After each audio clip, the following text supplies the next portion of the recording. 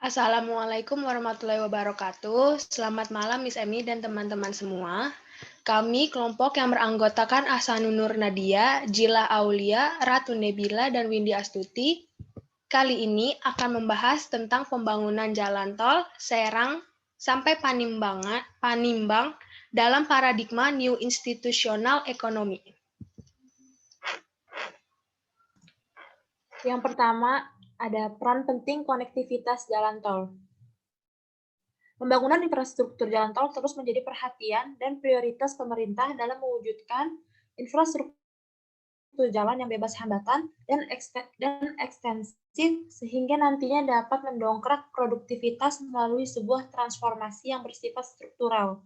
Konektivitas jalan tol ini merupakan komponen penting dalam mendorong transformasi ekonomi menuju ke sektor jasa dan manufaktur. Hal ini menjadi fokus utama untuk menghasilkan kebutuhan pembangunan di Indonesia pada periode 2020 sampai 2024 untuk membuat inflasi terkendali, pertumbuhan ekonomi stabil, dan peningkatan ekspor yang lebih besar dibandingkan impor bahan baku untuk membutuhkan dukungan sebuah konektivitas yang berdaya saing.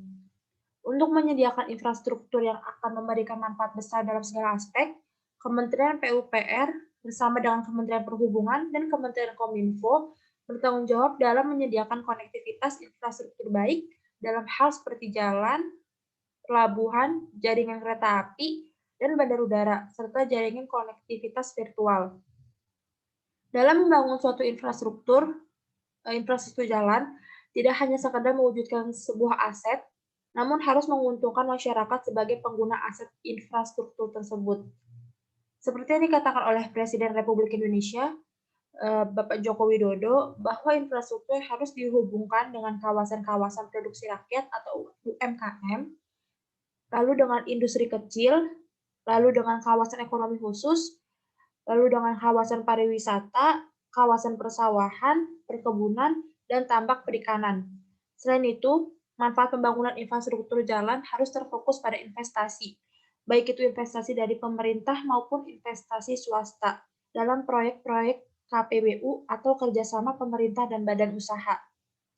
Investasi di jalan tol ini juga dapat dirancang sebaik mungkin agar lembaga pembiayaan dapat ikut berpartisipasi. Adapun target penyelesaian capaian program infrastruktur PUPR pada periode tahun 2020 sampai 2024 dengan menghasilkan jalan tol sepanjang 2.500 km. Salah satu fokus pemerintah untuk membangun jalan tol dengan memenuhi akses ke sektor pariwisata, industri, produksi rakyat, dan lain sebagainya sedang dirampungkan dengan salah satunya dibuatnya jalan tol Serang Panimbang.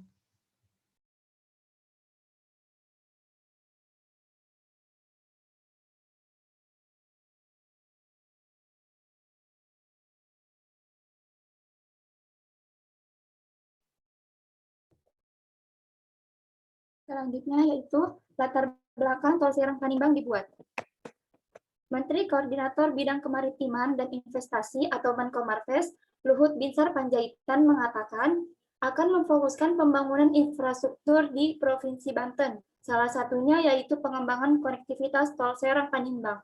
Pembangunan tol ini sendiri bertujuan untuk meningkatkan aksesibilitas Banten Selatan dan mendukung kawasan ekonomi khusus atau KEK Tanjung Lesung. Selain itu, tol Serang Panimbang ini akan memberikan kemudahan dan efisiensi waktu perjalanan seperti dari Jakarta menuju objek wisata Tanjung Lesung yang sebelumnya memakan waktu hampir 5 jam perjalanan menjadi hanya 2-3 jam perjalanan.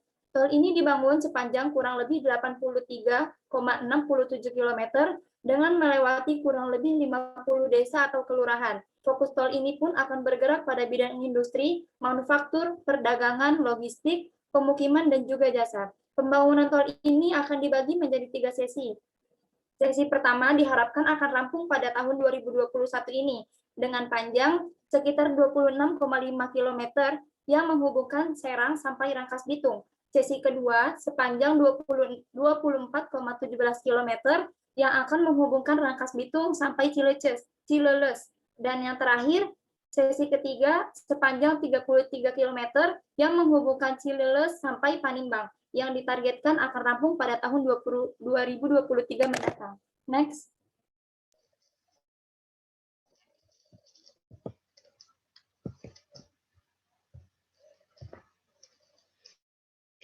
Yang ketiga di sini ada data investor.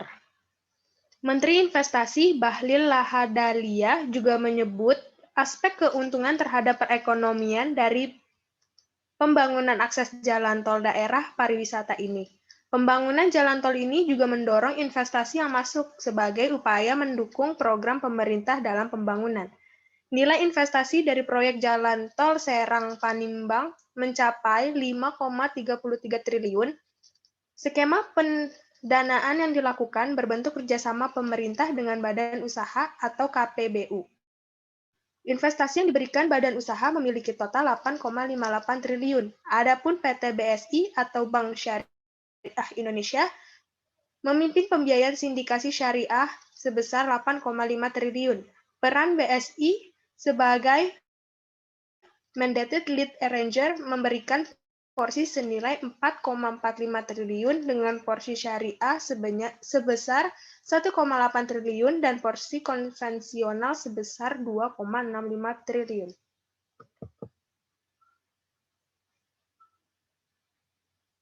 Selanjutnya adalah kemungkinan dampak yang akan dirasakan ketika jalan tol ini sudah sepenuhnya beroperasi dengan dalam keadaan normal di luar pandemi COVID-19 maupun di pertengahan perjalanan rendahnya kasus COVID-19.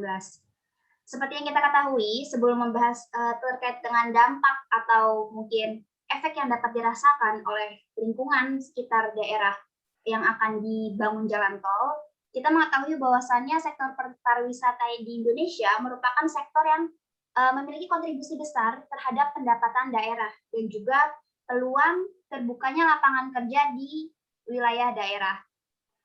Didapat dari data BPS Kabupaten, pada 2012 angka nilai kontribusi sektor hotel, dagang, dan resto itu mencapai 25,99 terhadap pendapatan daerah.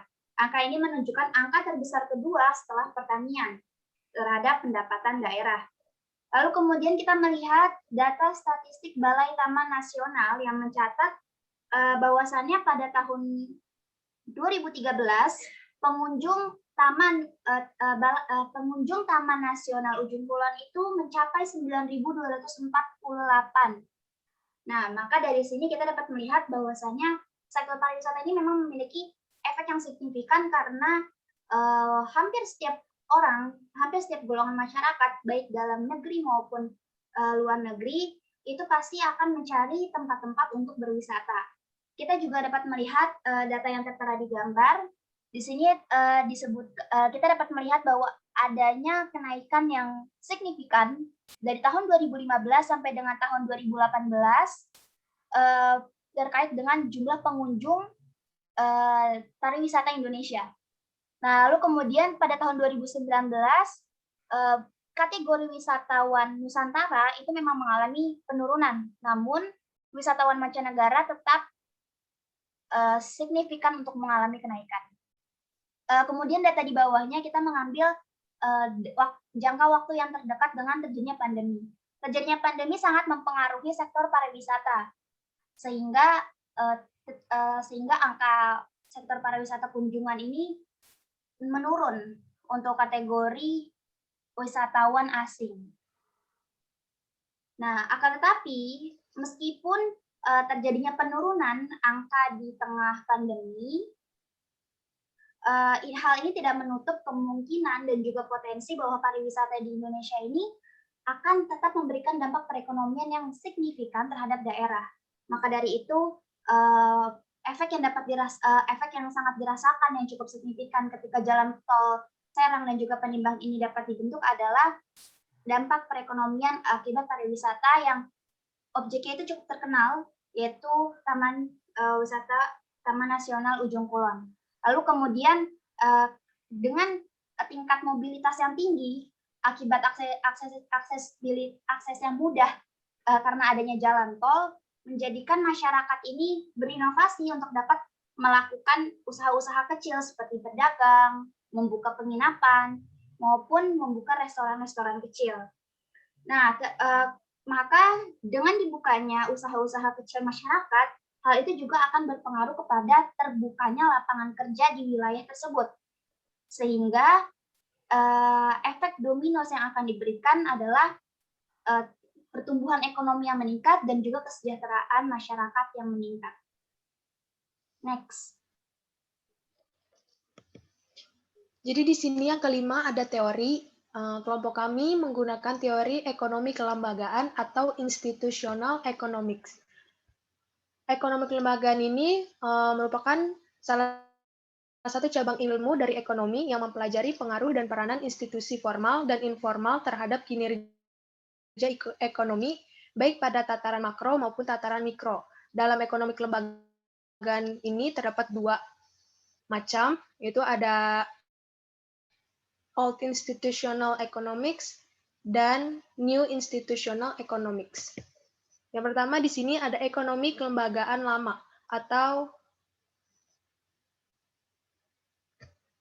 ekonomi kelembagaan lama muncul sebagai kritik terhadap aliran neoklasik. Para tokoh ekonomi kelembagaan lama mengkritik keras aliran neoklasik dikarenakan 4 hal. Yang pertama, neoklasik mengabaikan institusi. Oleh karena itu, mengabaikan relevansi dan arti penting dari kendala-kendala non-anggaran atau non-budgetary constraints. Yang kedua, penekanan yang berlebihan kepada rasionalitas pengambilan keputusan atau rational maximizing self-seeking behavior of individuals. Yang ketiga, konsentrasi yang berlebihan terhadap keseimbangan atau equilibrium serta bersifat statis. Yang terakhir, penolakan neoklasik terhadap preferensi yang dapat berubah atau perilaku adalah pengulangan atau kebiasaan. Yang kedua, ada ekonomi kelembagaan baru. Ekonomi kelembagaan baru ini mencoba untuk menawarkan ekonomi lengkap dengan teori dan institusinya.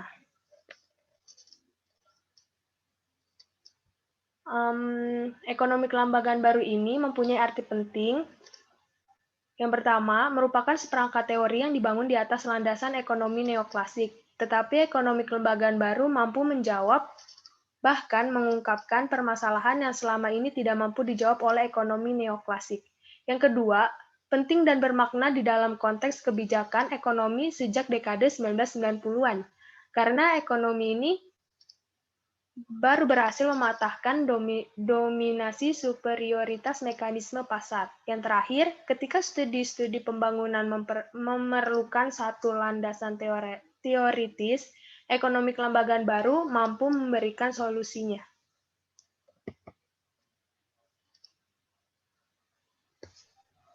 Selanjutnya yaitu hubungan teori dengan kasus. Teori ekonomi kelembagaan baru mempunyai perspektif yang mencoba untuk memperluas ekonomi dengan fokus pada institusi, baik itu yang berkaitan dengan norma, sosial, maupun hukum yang mendasari aktivitas ekonomi dengan analisis institusional. Teori ini juga berasumsi pada pilihan rasional dan berusaha memaksimalkan preferensi sebagai cara efektif untuk menangani keterbatasan kognitif dan kekurangan informasi. Next. Dan yang terakhir ada kesimpulan, yaitu wilayah Indonesia telah menghasilkan infrastruktur konektivitas seperti jalan tol yang memberikan manfaat besar seperti kemudahan dalam menempuh jarak dengan waktu yang lebih terjangkau dan efisien. Tidak hanya itu, adanya infrastruktur jalan tol membuka peluang untuk para UMKM atau produksi rakyat menjadi lebih meningkat karena selaras dengan akses pariwisata. Hasil kajian Prospera pada tahun 2019 menunjukkan bahwa transformasi ekonomi akibat jaringan jalan tol Trans Jawa mulai memberikan hasil, seperti daerah-daerah yang berada di koridor jalan tol Trans Jawa yang pertumbuhannya jauh lebih tinggi dibandingkan dengan daerah lainnya. Tentunya transformasi infrastruktur menuju sektor ekonomi ini dilakukan dengan terencana dan terstruktur dengan peran aktif dari pemerintah daerah. Terima kasih, sekian presentasi dari kelompok kami. Selamat malam.